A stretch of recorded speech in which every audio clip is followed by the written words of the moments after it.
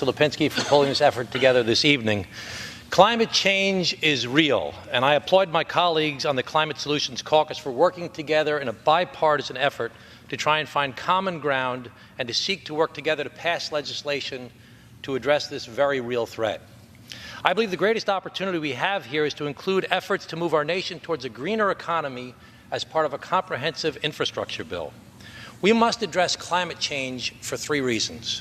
First, the Earth is part of the divine creation, and we have an obligation to preserve and protect our precious gift.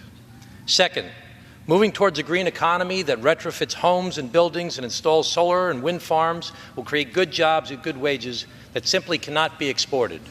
And third, the main topic I wish to address this evening is moving towards a green economy, reducing our dependency on foreign oil, and addressing climate change is essential to our national security. Americans rarely talk about it and sometimes forget, but we supported Osama bin Laden against the Russians in Afghanistan. We supported Saddam Hussein in Iraq after we lost the Shah after the Iranian Revolution. We supported the Assads in Syria, and we still maintain a close relationship with the Saudis despite their support for Wahhabism. Why? Because our national economic strategy and security has relied for decades on access to foreign oil.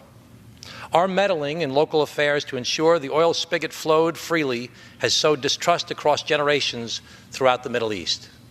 By moving towards a green economy and eliminating our dependence on foreign oil, we can clearly say to the Middle East, we never wanted your land, we never wanted your money, and now we don't need your oil. All we want is for people of the region to stop trying to kill each other. It will take some time, but moving towards an economy independent of foreign oil is the best way to get there. In addition to eliminating our dependence on foreign oil, we must try to stall the rapid rise in extreme weather events, droughts, and desertification that is destabilizing huge swaths of the Middle East and Africa. The number of refugees in the world has grown from 35 million only 10 years ago to 65 million today.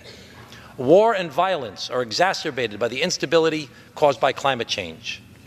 One of the most violent regions in the world today is Syria. The instability in Syria began with droughts that destroyed the livelihoods of the Syrian people that rely upon an economy which is 85% agrarian. When people lost their farms, they fled to the cities looking for work, but of course they could not find it. Then they looked to the Assad government, but of course were ignored. Fomented by the Arab Spring and the internet, they began to revolt. The result? The Syrian government has killed almost 500,000 of its own people, and millions more are refugees. This story is being repeated throughout the region. Although the people suffering are thousands of miles away from the United States, our national security is threatened by these failing states. The rise of ISIS in Syria and Iraq is a prime example of the impact of failed states on Western security. Mass migrations by those seeking to alleviate suffering, millions seeking political and economic reforms, place pressure on corrupt and incompetent governments that are unable to respond to the needs of a population seeking opportunity and hope. Our enemies who wish to foment instability, Russia, Iran, North Korea, and violent terrorist factions, are aided by the effects of climate change and the instability it causes. We must do everything we can to stall the growth of this nefarious trend.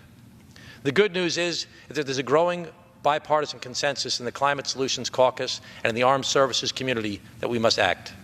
The Armed Services Committee in the 2008 National Defense Authorization Act acknowledged that, quote, climate change is a direct threat to the national security of the United States, and that, quote, the Department of Defense must ensure that it is prepared to conduct operations both today and in the future, and that it is prepared to address the effects of changing climate on threat assessments, resources, and readiness. Secretary of Defense Mattis has said, quote, climate change can be a driver of instability, and the Department of Defense must pay attention to the potential adverse impacts generated by this phenomenon. Chairman of the Joint Chiefs of Staff, General Joseph Dunford, has said that climate change and rising sea levels pose serious long-term security threats to the country. The number of natural disasters will increase in the coming years, along with, quote, the requirement for humanitarian assistance and the response required for civilian response. I want to thank again my colleagues for the work that they have done to try and bring the issue of climate change to the American people and to try and find solutions to this very real problem that is not only affecting us here at home, but our national security throughout the world.